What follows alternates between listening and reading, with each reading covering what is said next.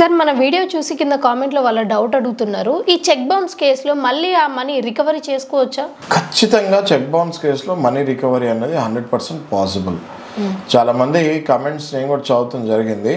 మీరు ఇలాగే అంటారు, కొన్ని సంవత్సరాలు జరుగుతుంటుంది కోర్టులో, మాకు ఇంకా డబ్బులు రాలేదు అది ఇది అని. ఇప్పుడు కోర్టులో కొన్నిసార్లు కొంతమంది అటెండ్ కాకపోవటం వల్ల, ప్రొసీజర్ లేట్ అవటం వల్ల మీకు బ్యాడ్ ఎక్స్పీరియన్స్ అయి ఉంటుంది.